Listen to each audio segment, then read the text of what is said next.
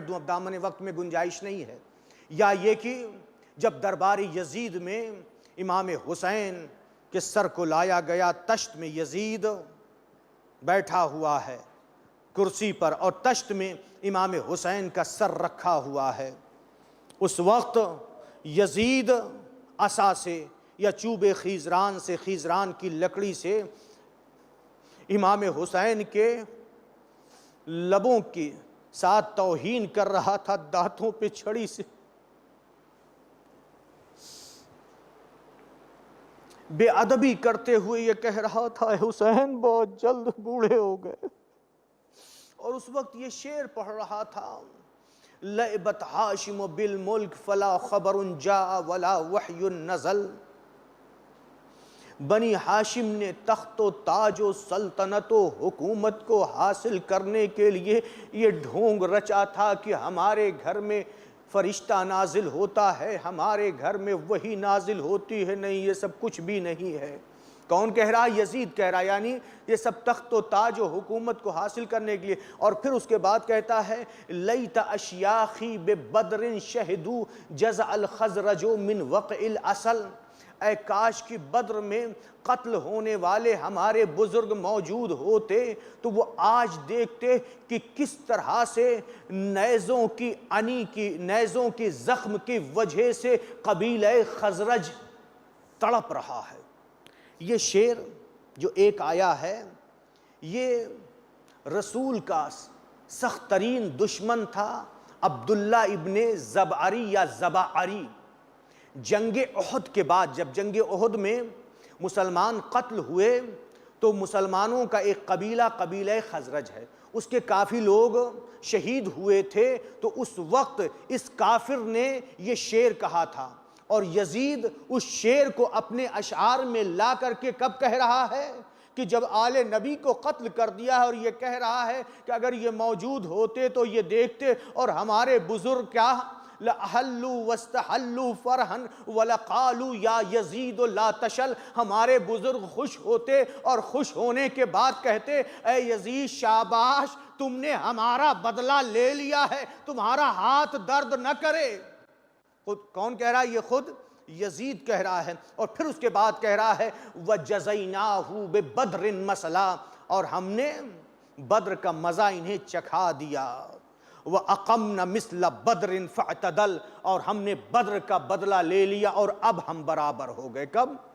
حسین کو قتل کرنے کے بعد یہ ظالم کہہ رہا ہے کہ اقمنا مثل بدر، ہم نے بدر کا بدلہ لے لیا، اب ہم برابر ہو گئے۔ اور اس کے بعد یہ ظالم یہ کہہ رہا ہے لست من خندف ان لم انتقم من بنی احمد ما کان فعل، میں خندف کی اولاد نہیں تھا۔ یہ خندف کون ہے؟ قریش کی جدہ ہیں، جدہ اعلیٰ ہیں، لہٰذا یہ کہہ رہا ہے کہ میں خندف کی اولاد نہیں تھا کہ اگر میں احمد کی اولاد سے انتقام نہ لے لیتا تو اس ظالم نے امام حسین کو قتل کرنے کے بعد کیا ہے؟ انتقام لیا ہے۔ کس کا انتقام لیا ہے؟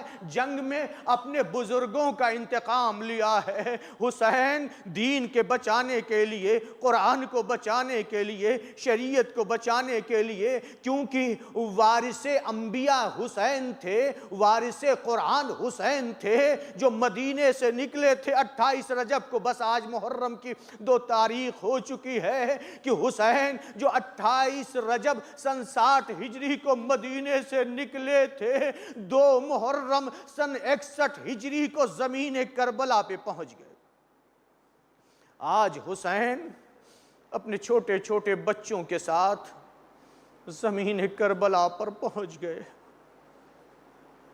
مقتل کا جملہ ہے جب زمین کربلا پہ آپ کا مرکب پہنچا تو آگے نہیں بڑھ رہا تھا۔ روایت میں ہے کئی راہوار، کئی مرکب بدلے، کئی سواری بدلی، لیکن کسی نے اپنی جگہ سے جنبش نہ لی۔ ایک مرتبہ کہا بھئی عباس ان قریہ والوں کو بلا کر لاؤ۔ مولا ابوالفضل العباس گئے، بلا کر لائے کہ جو بنی اسد تھے، ایک ایک سے پوچھنا شروع کیا کہ زمین کو کیا کہتے ہیں۔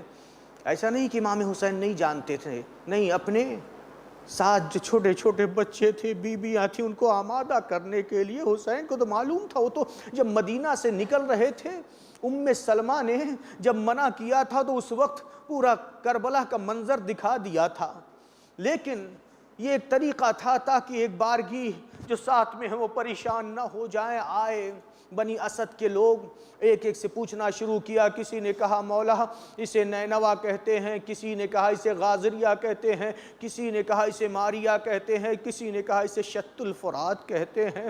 پھر امام حسین پوچھ رہے ہیں کیا ان ناموں کے علاوہ بھی کوئی نام ہے؟ ایک بوڑھے نے پیچھے سے بڑھ کر کے کہا ہاں مولا، اسے کرب و بلا بھی کہتے ہیں۔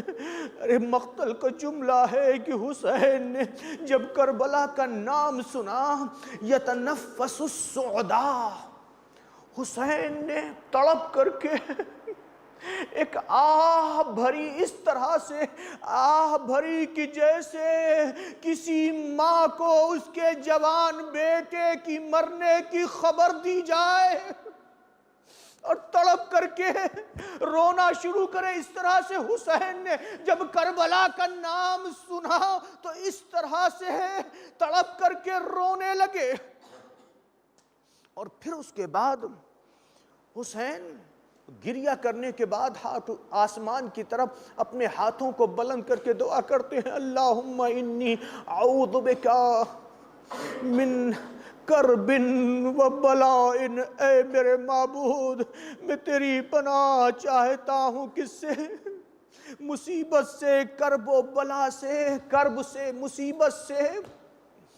اور پھر اس کے بعد امام مظلوم کہتے ہیں واللہ ہذہ ارض کرب و بلا، خدا کی قسم یہ زمین کرب و بلا ہے، ہا ہنا محط رحالنا، یہاں پر ہمارے خیمے نصب ہوں گے، ہماری سواریاں اتریں گی، ہا ہنا تسفک دماؤنا، یہاں پر ہمارے خون بہائے جائیں گے، ہا ہنا تذبح اطفالنا، اسی زمین پر ہمارے بچے ذبح کیے جائیں گے، ہا ہنا تسرا حریمنا، یہیں پر ہماری عورتیں اسیر کی جائیں گی۔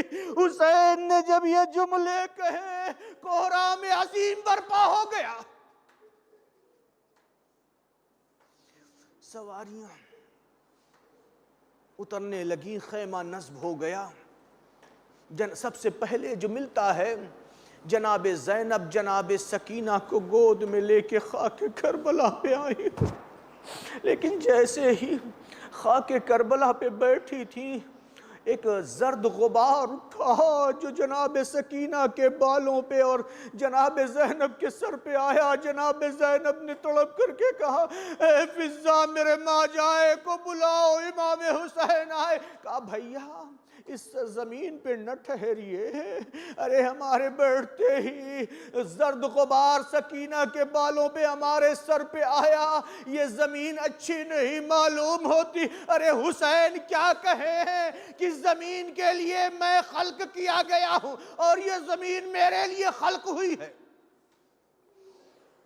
پھر اس کے بعد امام حسین علیہ السلام نے مولا ابو الفضل عباس کو دوبارہ بھیجا کہ کہا جاؤ ان کو بلا کر لے کر آؤ۔ قریے والے آئے، ان سے کہا کہ اے بنی اسد اس زمین کو ہمارے ہاتھ فروخت کر دو، اس زمین کو ہمارے ہاتھ بیچ دو۔ تو اس وقت ان لوگوں نے کہا مولا اے فرزند رسول یہ زمین بھی آپ کی ہے اور ہم بھی آپ کے ہیں، لیکن اس زمین پہ جو نبی یا وصی جو بھی آیا ہے وہ خوش نہیں رہا ہے، لہٰذا یہاں پہ آپ نہ ٹھہریے۔ تو امام نے کیا فرمایا؟ امام نے یہی فرمایا کہ یہ زمین ہمارے لیے اور ہم اس زمین کے لیے پیدا کیے گئے ہیں۔ الغرض امام حسین نے 4 میل مربع کا علاقہ 70,000 درہم میں خریدا، اور خریدنے کے بعد 3 وصیتوں کے ساتھ بنی اسد کے حوالے کر دیا، واپس کر دیا۔ کہا اے بنی اسد یہ زمین ہم تمہارے حوالے کرتے ہیں، لیکن 3 وصیتیں ہیں۔ پہلی وصیت تو یہ ہے کہ اس زمین پر اب کاشت نہ کرنا، اس زمین پہ کھیتی نہ کرنا، اور دوسری وصیت یہ ہے کہ جب ہمارا زائر آئے تو اسے 3 دنوں تک مہمان رکھنا، اور تیسری وصیت یہ ہے اے بنی اسد ہماری شہادت کے بعد ہماری لاشوں کو دفن کر دینا۔ امام کو کتنی تمنا تھی، کتنی آرزو تھی کہ شہادت کے بعد ہمارے لاشیں بے گور و کفن نہ رہے۔ بنی اسد جب جانے لگے، بنی اسد سے کہا بس چند جملے ہیں گریہ کر لیجئے۔ بنی اسد کے مردوں سے کہا جاؤ اپنی عورتوں کو بھیج دینا۔ عورتیں بنی اسد کی عورتیں آئیں، زنان بنی اسد جب آئیں امام حسین احترام میں کھڑے ہو جاتے ہیں، اور زنان بنی اسد سے کہتے ہیں کہ ہم تمہارے نبی کے نواسے ہیں، علی و فاطمہ کے لخت جگر ہیں، دیکھو ہماری شہادت کے بعد تمہارے شوہر خوف حاکم سے ہماری لاشوں کو دفن نہ کریں تو تم پانی بھرنے کے بہانے آنا، ہماری لاشوں کو دفن کر دینا۔ زنان بنی اسد گریہ کرنے لگی، اور پھر انہیں بھی رخصت کیا، اور جب وہ جا رہی تھی تو ان سے کہا جاؤ اپنے بچوں کو بھیج دو۔ زنان بنی اسد نے اپنے بچوں کو بھیجا، ارے بچے آئے، امام حسین نے بنی اسد کے بچوں سے کہا اے بنی اسد کے بچوں، اگر تمہارے والدین خوف حاکم سے ہماری لاشوں کو دفن نہ کریں تو تم کھیلتے کھیلتے آنا، ایک ایک مشت خاک ہماری لاشوں پہ ڈال دینا تاکہ ہماری میتیں بے گور و کفن نہ رہیں۔